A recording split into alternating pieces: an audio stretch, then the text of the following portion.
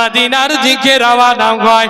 ওই কাজী শাড়ির ছেনি ওনার বেটা তখন সেই দুইজনকে নিয়ে মুহাম্মদ আর ইব্রাহিমকে নিয়ে তখন সেই কাফেলার সঙ্গী বানিয়ে দেওয়ার জন্য, ওনাদের সাথ ধরিয়ে দেওয়ার জন্য ওনার ছেলে যেন ঘর থেকে বাইরে বের হবে, আমার আগে তখন ওনার বাবা বলে, কাজী শাড়ি বলতেছেন বেটা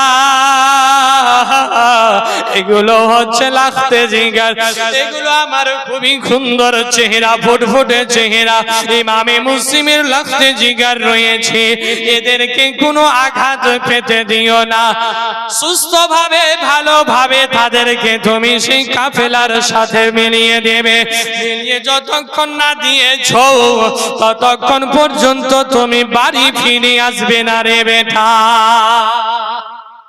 আল্লাহ আল্লাহ বাবা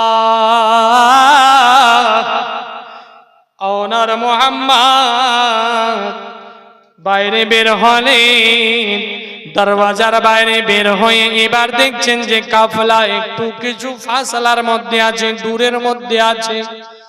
কাজী শাড়ির ছেনি উনার বেটা বলছেন, চলো বাবু তাড়াতাড়ি চলো ভাই, ওই যে দেখো কাফেলাটা যাচ্ছে, ওই কাফেলার সঙ্গে তোমাদের হতে হবে। আল্লাহ আল্লাহ বাবা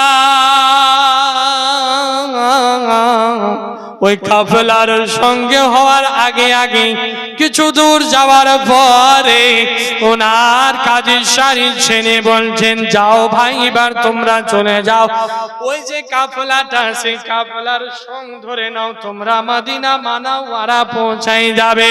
আল্লাহু আকবার কাবীরা বাবা,